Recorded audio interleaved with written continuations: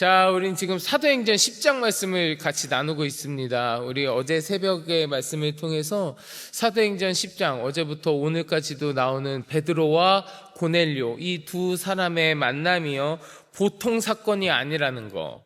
이 만남은 단순한 만남이 아니고 수천 년 동안 견고하게 서 있던 유대인과 이방인 사이에 종교적인, 사회적인, 심지어 정치적인 그 모든 벽을 허무는 그러한 사건이라는 것을, 그러한 엄청난 사건이라는 것을 우리가 같이 이야기했었습니다.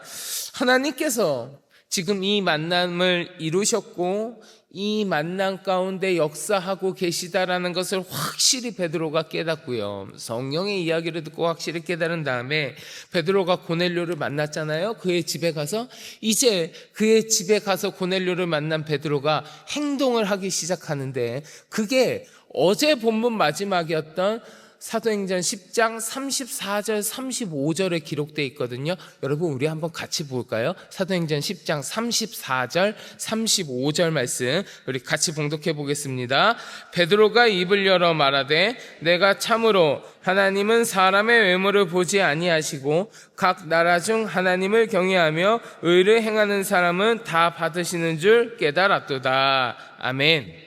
자, 베드로가 하나님께서 이 만남 가운데 역사하심을 깨닫고 주님 말씀에 순종해서 고넬료의 집으로 갔고요, 이제 그곳에서 무엇을 하느냐?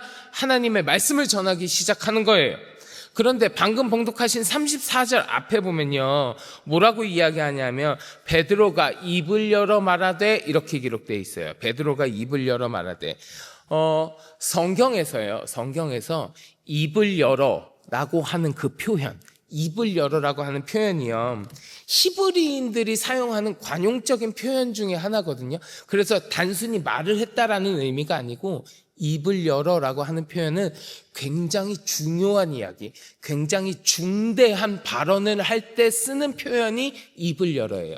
그러니까 베드로가 지금 고넬료의 집에서 너무너무 중요한 이야기, 아주 중대한 이야기를 하기 시작했다라는 거예요. 베드로가 입을 열어 말하되 베드로가 고넬료의 집에서 굉장히 중요한 이야기를 했다라는 거예요. 종교적으로나 민족적으로나 신분적으로나 아주 엄격하게 구별되어 있던 베드로와 고넬료가 만났고, 그것을 하나님께서 그렇게 인도하셨다라는 것을 알았습니다. 지금 베드로와 고넬료 자신들도 자기들이 이 둘이 이렇게 만나고 있고 그 집에 갔다라는 것이 그냥 단순한 일이 아니라는 것을 이 사람들도 분명히 알고 있어요. 그래서 베드로는 이 보통의 순간이 아닌 이렇게 중요한 순간이기 때문에 아무 말이나 하지 않았을 겁니다. 베드로가 고넬료의 집에 간 일 자체가 보통 일이 아니기 때문에 거기에서 베드로가 무슨 이야기를 했다, 무슨 설교를 했다, 가벼운 이야기 하지 않았을 거라고요. 아주 중요한 이야기를 했을 겁니다. 입을 열어라고 하는 이 히브리인들의 관용 표현이 사용된 것이 그것을 증명해 주는 거예요. 베드로가 정말 중요한 이야기를 이 고넬료의 집에서 했다. 자, 그러면 이 중요한 순간에 베드로가 이야기한 가장 중대한 발언이 무엇이었냐? 베드로가 정말 중요한 이야기를 했는데 그것이 무엇이었냐? 그건 복음이었다라는 거예요. 복음 그 자체. 고넬료의 집에서 행한 베드로의 이야기, 베드로의 설교는 뭐 가타부타 다른 이야기하는 거 아니에요. 복음 그 자체에 대한 이야기하는 겁니다. 이 복음 그 자체가 제일 중요하다라는 거예요.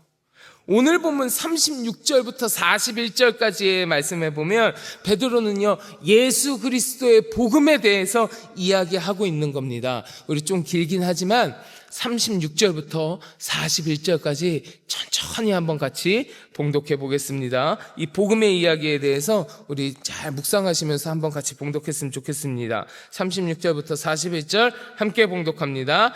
만유의 주 되신 예수 그리스도로 말미암아 화평의 복음을 전하사 이스라엘 자손들에게 보내신 말씀, 곧 요한이 그 세례를 반포한 후에 갈릴리에서 시작하여 온 유대에 두루 전파된 그것을 너희도 알거니와, 하나님이 나사렛 예수에게 성령과 능력을 기름 붓듯 하셨음에 그가 두루 다니시며 선한 일을 행하시고 마귀에게 눌린 모든 사람을 고치셨으니 이는 하나님이 함께 하셨음이라. 우리는 유대인의 땅과 예루살렘에서 그가 행하신 모든 일의 증인이라. 그를 그들이 나무에 달아 죽였으나 하나님이 사흘 만에 다시 살리사 나타내시되 모든 백성에게 하신 것이 아니요 오직 미리 택하신 증인 곧 죽은 자 가운데서 부활하신 후 그를 모시고 음식을 먹은 우리에게 하신 것이라. 아멘. 복음은 곧 예수 그리스도라는 거예요. 예수 그리스도 그 자체가 복음이라는 겁니다. 예수님의 인격과 그 신성과 예수님의 사역과 능력과 질병과 무지에 속박되어 있던 자들을 해방시키고 구원시키는 그 주님의 은혜, 그게 복음이라는 거예요.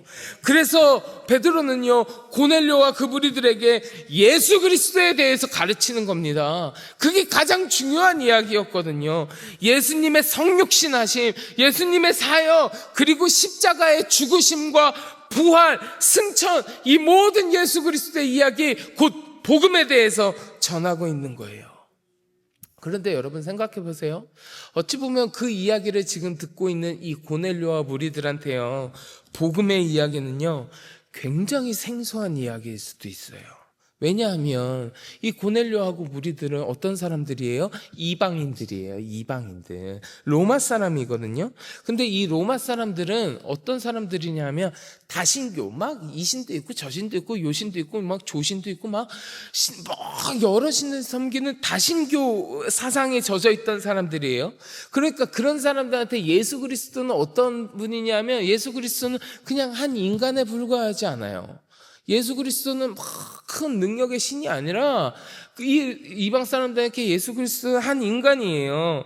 그래서 어떻게 신이 인간의 몸을 입고 이 땅에 올 수 있느냐? 어떻게 인간이 죽었다가 다시 부활하고 승천할 수 있느냐? 신과 인간의 영역을 구분합니다. 그래서 예수 그리스도를 신이 아니라 그냥 인간으로 받아들이는 그러한 사람들이에요. 근데 그 사람들에게 베드로의 설교, 이 복음의 이야기가 납득이 가는 이야기였겠습니까? 막 듣자마자 막 아멘할 수 있는 이야기였겠습니까? 아니었다고요. 아니었어요. 생소한 이야기였을 거라고요. 그런데 베드로는요, 그들의 상황을 고려하면서 다른 이야기들 하면서 뭐 이런저런 이야기로 그들의 마음을 천천히 열어가면서 막 마음을 얻고 환심을 끌어내고 그러한 모든 일들을 베드로 충분히 할 수 있었어요. 베드로가 얼마나 말을 잘했겠어요. 그들의 상황을 얼마나 잘 알고 있었겠어요. 그들의 마음을 열고 환심을 얻기 위해서 이런저런 이야기 많이 할 수 있었을 거라고요. 근데 성령에 힘입은 베드로는요, 그런 거 하나도 안 했어요. 그런 것에 구애받지 않았어요. 오직 무엇을 이야기하느냐? 가장 중요한 이야기는 예수 그리스도 복음이라는 거예요. 다른 이야기 하는 거 아니에요. 예수님께서 만유의 주가 되시고 예수님께서 만유의 구원자가 되신다는 것을 당당하게 선포하는 겁니다. 그리고 42절에 이르러 갔고요, 무슨 이야기 하느냐? 이 복음의 소식에 증인이 있다는 것을 얘기해 줍니다. 이때 당시가 초대교회 시기잖아요. 초대교회 시기. 예수님께서 십자가에 달려 돌아가시고 다시 부활하시고 승천하신 지 시간적으로 정말 얼마 지나지 않은 시기였단 말이에요. 그래서 예수님의 사역을, 정말 예수님의 죽으심과 부활과 승천하심을 이 제자들이 직접 눈으로 목도한, 정말 직접 바라본 증인들이 아직 있을 때였단 말이에요.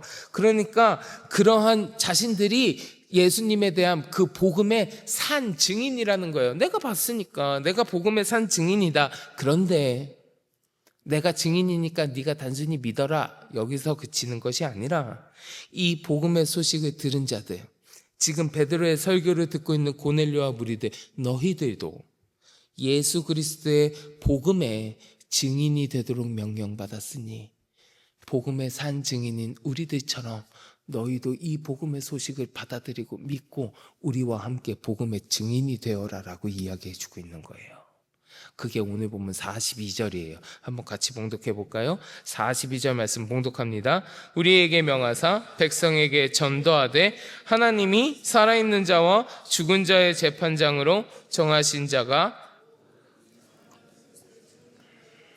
아멘. 자, 이 말씀을 제가 표준 세번역으로 한 번 더 봉독해 드릴게요. 이 예수께서 우리에게 명하시기를 하나님께서 자기를 살아있는 사람들과 죽은 사람들의 심판자로 정하신 것을 사람들에게 선포하고 증언하라고 하셨습니다. 이거예요. 예수님을 하나님께서 만유의 구원자, 만유의 심판자로 세우셨다라는 것을 너희가 증언해라, 이렇게 얘기하고 있는 겁니다. 복음의 소식을 들은 자들, 이제 그 복음을 선포하고 그 복음의 증인이 되라는 겁니다.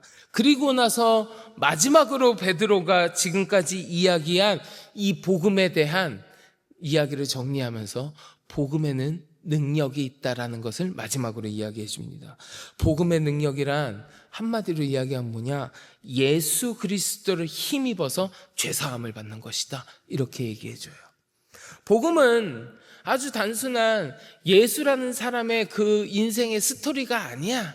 그 사람이 살아온 그 인생 스토리를 이야기하는 것이 아니야. 예수님의 공생애 동안 예수님과 함께 한 자들에게 그 능력이 나타났고, 예수 그리스도를 믿는 사람들에게 나타나는 그 능력, 복음은 능력이란다.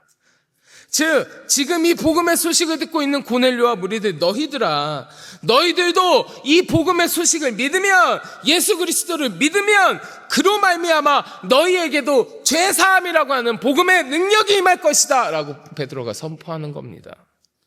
이것이 본문 43절이에요. 우리 같이 봉독해 보겠습니다. 그에 대하여 모든 선지자도 증언하되 그를 믿는 사람들이 다 그의 이름에 힘입어 죄사함을 받는다 하였느니라. 아멘, 아멘. 자, 앞에서도 말씀드렸지만 베드로가요, 고넬료의 집에서 말씀을 전할 때 얼마나 할 말이 많겠습니까? 그들의 역사와 문화와 시간을 생각해 볼 때 지금 서로 이렇게 만나는 것처럼 사실은 율법으로 금지되어 있는 거잖아요. 그런 사람들이 만나게 됐으니 베드로가 이야기할 것들이 너무 많았을 거라고요. 그들의 상황을 고려했을 때 그들이 받아들일 만한 이야기도 따로 있었을 거라 그랬잖아요. 그럼에도 불구하고 베드로가 이야기한 건 뭐였습니까? 복음 하나뿐이었습니다. 복음 하나뿐이었어요. 오직 예수 그리스도에 대해서만 이야기하는 거예요. 고넬료의 집에 가가지고 무슨 그 상황에 맞춰가지고 지금 로마는 어떻죠? 로마의 정치 상황은 어떻죠? 뭐 이거 이야기하고, 고넬료가 그래도 고위직인 사람이었으니까 막 그 사람에게 막 성공 위한 처세술 같은 거 이야기하거나, 아니면 혹시 당시에 막 시대적으로 유행하던 철학적인 논쟁들 막 이야기하거나, 이야기할 건 수도 없이 많았고 환심살 이야기들은 너무 많았지만 베드로는 오직 가장 중요한 것 한 가지, 복음, 예수 그리스도만을 선포했습니다. 그분의 삶에 대하여, 그분의 죽음에 대하여, 그분의 부활에 대하여, 그리고 그분을 믿는 자에게 나타나는 복음의 능력에 대하여 이야기하고 그 복음의 증인이 되라고 이야기해주고 있는 거예요. 사랑하는 성도 여러분, 오늘을 살아가는 우리가 우리의 입으로 선포해야 되는 메시지도 이와 같지 않아야 할까요? 오늘날의 많은 교회와 많은 성도들이요, 때로는 예수 그리스도의 복음을요, 세상적인 이야기로 희석시킵니다.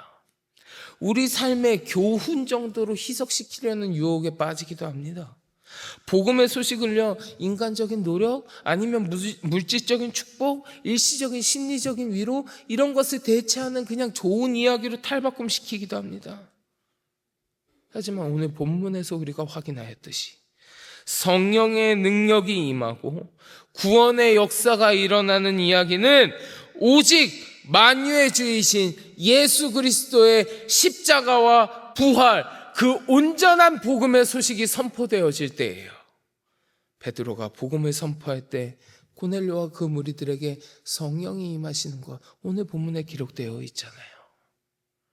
우리도 이 복음의 소식을 전해 들은 자입니다. 그러니 우리도 이 복음의 증인이 되어야 합니다. 우리도 가장 중요한 이야기, 곧 우리를 죄와 사망에서 해방시키는 이 복음의 소식을 전해야 하는 산증인들이라고요.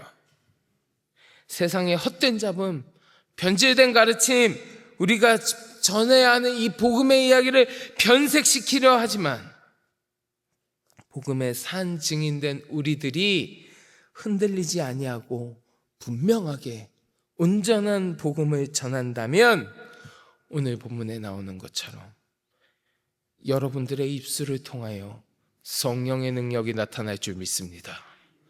바라기는 이 시간 함께 하시는 우리 모든 성도 여러분, 우리에게 먼저 알려주신 이 복음의 소식을 우리가 담대히 전하는 주의 백성이 되었으면 좋겠습니다. 우리가 복음을 선포할 때에, 우리가 예수 그리스도를 선포할 때에 하나님께서 성령의 역사로 친히 그 복음을 인쳐주시고 모든 벽을 허물어서 구원의 역사를 이루어 가실 줄 믿습니다. 우리 모두가 복음의 산 증인이 되어서 성령의 역사를 직접 내 두 눈으로 바라보는 크신 주의 은혜를 누리며 살아가시는 여러분들의 삶이 되시길 주의 이름으로 간절히 축원합니다. 우리 같이 기도하겠습니다. 하나님.